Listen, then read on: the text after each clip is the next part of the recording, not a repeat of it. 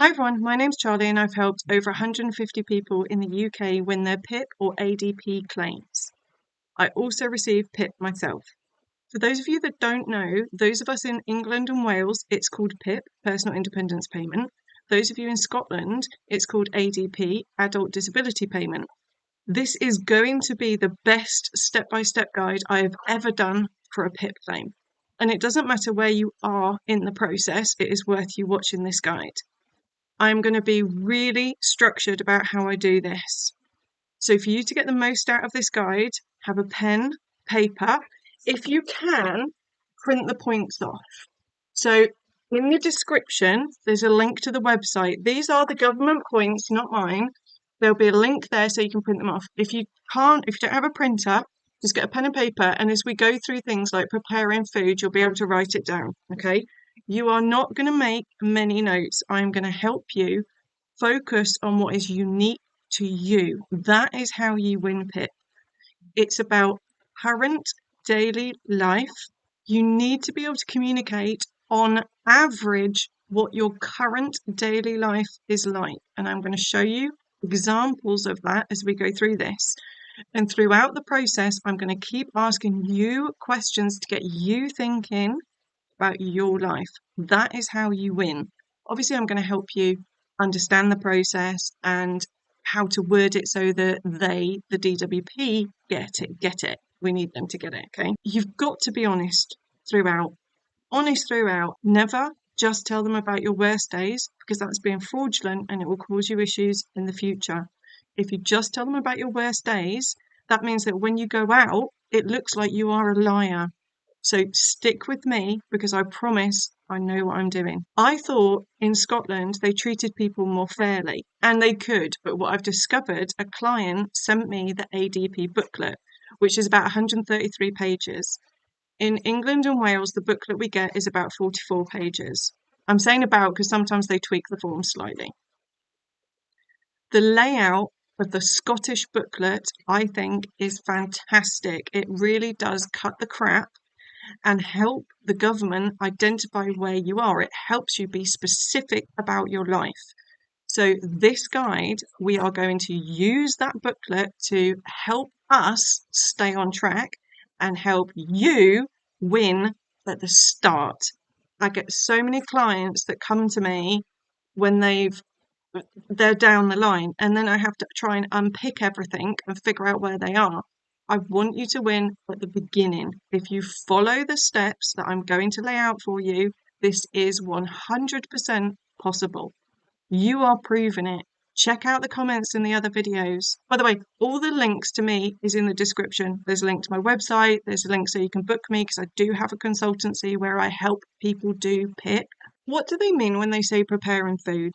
It is not preparing a spaghetti bolognese or a curry from scratch. It is a basic meal for one. When I was in tribunal, they said that it was boiling broccoli. That's what they meant, okay? It's very, very basic. And a lot of people get this wrong. I meet so many people that are down the process when they book me. And what they put is, I cannot prepare or cook food. To be honest with you, that's what I put when I first claimed for PIP.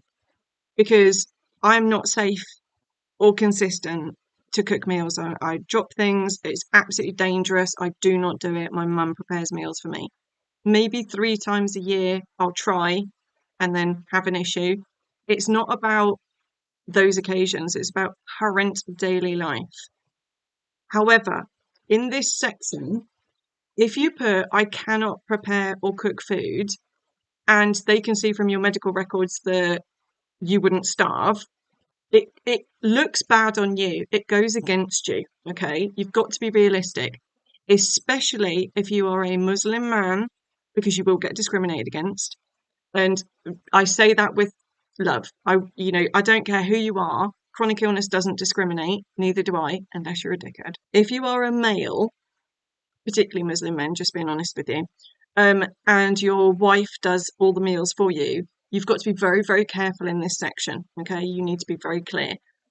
For those of us, the rest of us, we still need to be very, very careful. So when you're looking at this one, remember, cannot prepare and cook food is for people that have had a severe stroke, that are neurodivergent, that don't understand danger or cannot figure out how to do the step-by-step process of open the fridge, take the food out, get a knife. Like people that can't think through that process.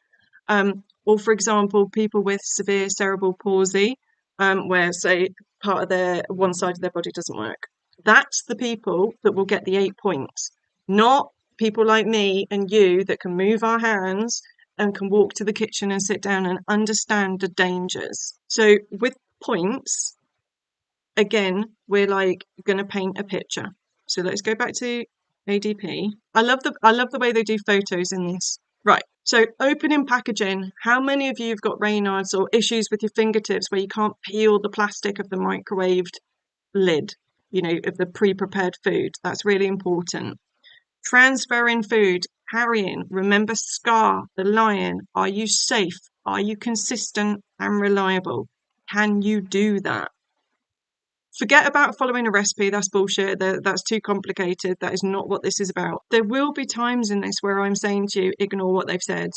And you can be like, but Charlie, it says it right here in black and white. They want to know that.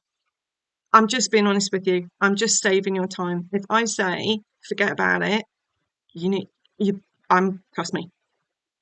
I feel bad when I'm like, just trust me, forget about it. I'm going to be honest with you. And if it is absolutely pointless you doing something, I'm going to let you know and save you time. I want you to focus on the areas that will actually get you points. If you are entitled to it, if you are being honest and this is what your life is. So can you prepare and cook a meal whenever you want without your condition and symptoms getting worse and you're not absolutely wrecked afterwards? If yes, I'm so happy for you. Go to the next section. If no, that you can't always do it every day, or you need help, or you need someone to nag you, let's carry on. This question is aimed at people with mental health diagnosis. It also counts for those of us that are in so much pain we don't want to move because the pain's going to get worse, or our fatigue is so severe we literally can't get up. Think about, don't just use the words they use. So how would you describe it? My partner is always on my case. My partner's nagging me. My partner says, why don't you prepare a meal? Why don't you get up? Why don't you do a meal? And this prompting, reminding, nagging, encouraging, whatever words you want to use, it doesn't need to be face-to-face. It can be FaceTime. It can be WhatsApp. It can be anything. It's just, is it happening? And then, so this bit where they like, tell us why, you're linking it to your condition. Okay. So for example, my sister contacts me every day, at least 3 times, to encourage me to prepare a meal because I cannot get motivated to get off the sofa due to my depression, for example. Oh, I'm sorry, I got a cat. I'm used to the English version where we don't get it laid out like this. Do you see what I mean? And how good this is? Like, I obviously do this for a living, so I'm used to answering it in one bit. But the ADP form, look at how good it is. It's broken down. We don't get this, which is, again, why I'm showing it to you, the whole country of us, because we're supposed to be the United Kingdom. So this is brilliant. And again, if you're like, but Charlie, I'm in England and Wales, just lay it out in this manner. Yeah, just lay it out if you get prompted. Okay. This bit is brilliant. Do you need someone with you to keep you safe when you're preparing food? This is for those of you that are self-harming, that are not to be around knives, or if you do have severe ADHD and you can't remain focused. And for example, Eggbox, codename Eggbox, where you might start a fire or something like that. It can be harm to yourself, or if you're a danger to the property and those in the property. Okay, tell us why, and then how often. So remember SCAR. Are we safe, consistent, and reliable?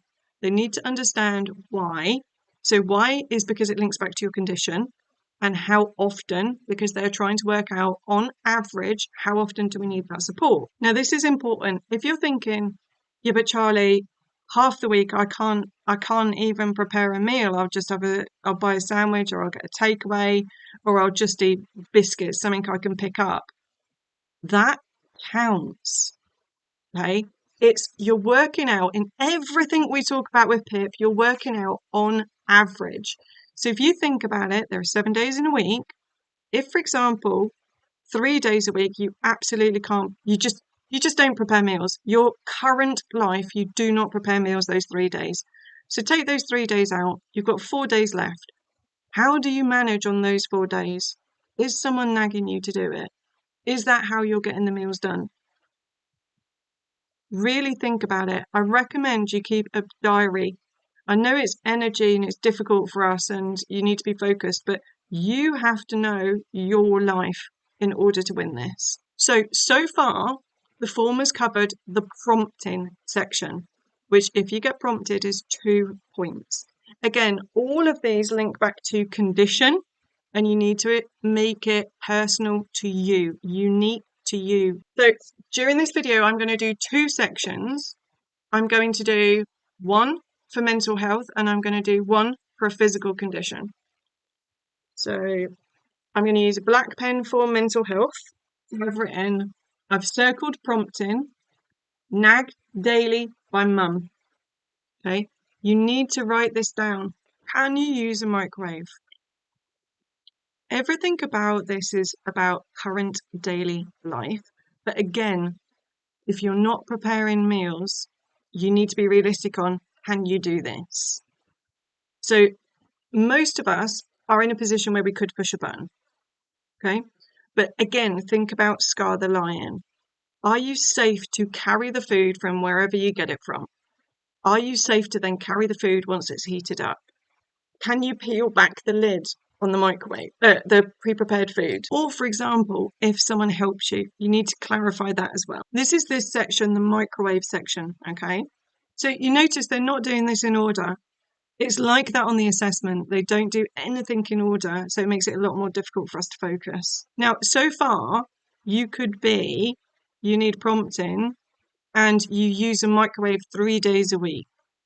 That's important. Make a note of that. So I'm going to use that in my example for mental health. Right. I love this. When I work with so many clients that you're not aware of what aids are available to us.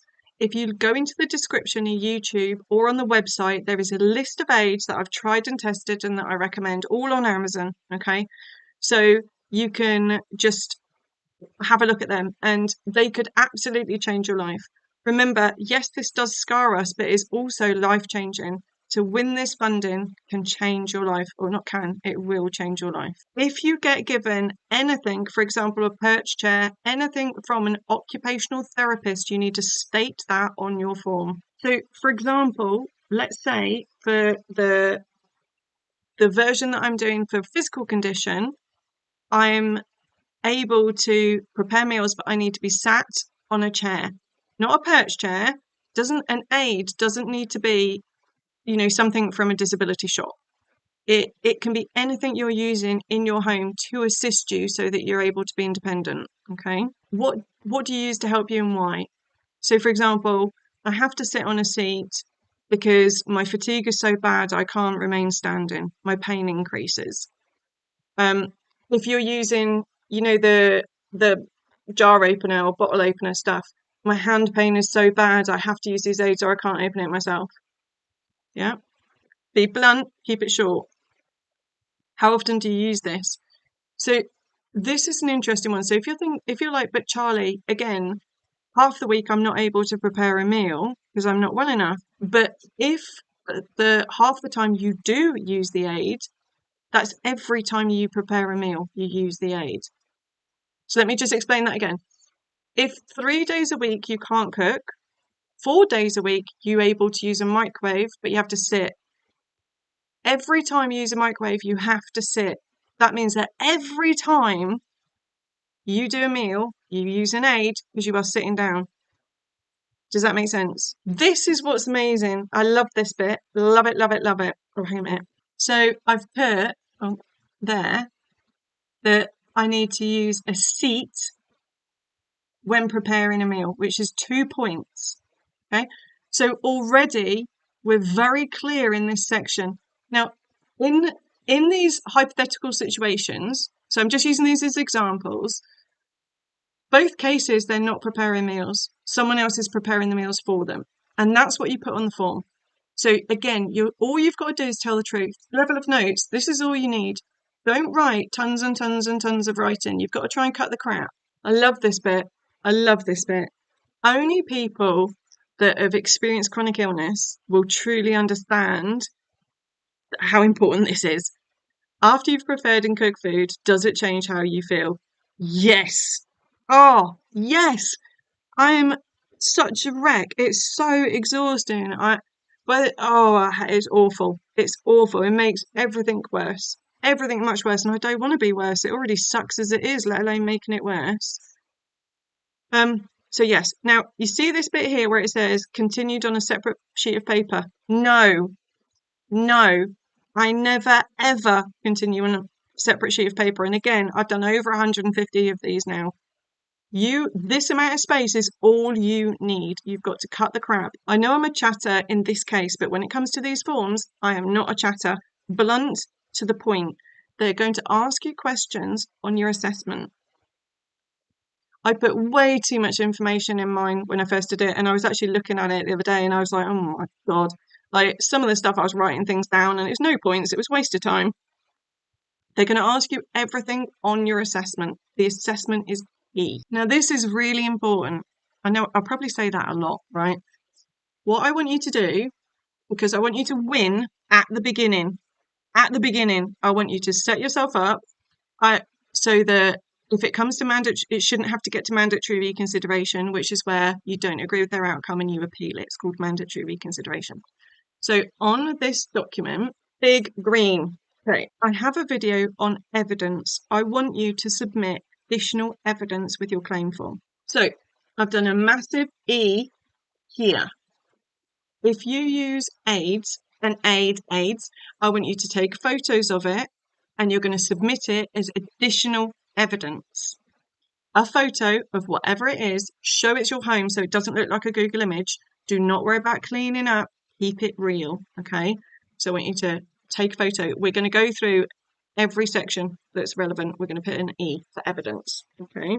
When you go to complete your form, obviously ADP does have a better format. Those of you doing PIP in England and Wales, you're going to be faced by a blank piece of paper. So for both of you, I've done a checklist. The checklist is completely free. Links in the description. It will take you to the website where you can download it. I'm going to use the checklist. I'm going to give you a starting point based on the examples we've discussed during this guide. I'll show you what I mean. Okay, so the start of the checklist is just a reminder of the really, really important things you need to remember. Now, because there's 12 different activities, this is the best checklist I could come up with that applies to all of them. Okay, let's remind ourselves of the examples we've used. We said for the mental health that they are able to use a microwave 3 days a week. They get prompted, nagged every day by their mum. So let's go to the checklist. How often do you do this on average? I am able to use a microwave on average 3 days a week is how you would start the form. Why are you only able to do it that often? Due to my depression, I am not able to get motivated to prepare a meal any more than that. What help do you have? My mum nags me every day to try and get me to prepare a meal. Check the points and refer to the specifics. Now, obviously, I'm using the points because that's where my notes are, and I hope you've done the same, but let's just triple check. Have we missed anything else? So with the mental health, they don't use an aid, they don't need supervision in this example, and they can prepare food. So we've covered everything in the points. Go back to the checklist. How long does it take you, and how do you feel afterwards? Now, I've included that because it's in ADP, but I would say if you're doing PIP, if you're in England and Wales, I wouldn't put it on the assessment form. With all the people that I've helped, I've only ever had it asked by an assessor less than a handful of times. Okay. And people only take in, I think it's 10% of written. Don't want to waste pen space. I want them to focus on the important things. Okay. More importantly, in this section, could you include evidence? Right. So let's check. So for the mental health, there's no point in photographing a microwave. And we don't do statements from family because they are supposed to love us and would say whatever they can to help. So there is no evidence to include for the mental health. So regarding that example, the form is done. So let's do the physical condition. Let's go back to our checklist. How often do you do this on average? So in this example, we've said that they can prepare a meal. How often do you do this? I can prepare a basic meal myself. Why are you only able to do it that often? Isn't relevant for this one because we can. What help do you have? I have to sit when preparing a meal due to the pain from my arthritis. Check the points just to make sure we've included everything. So providing they can sit down, they can do a basic meal. They don't need prompting. So we've covered everything on the points. And again, I hope you've prepared your notes like this. How long does it take you and how do you feel afterwards? We're not going to include that. In this section, could we include evidence? Right, let's check. Yes, we give it a whopping big green E for evidence. This is the most important bit. Please refer to the additional evidence document included with this form. You can end it there, or you could say, showing a photograph of the aid I use when preparing food. Done. That's it.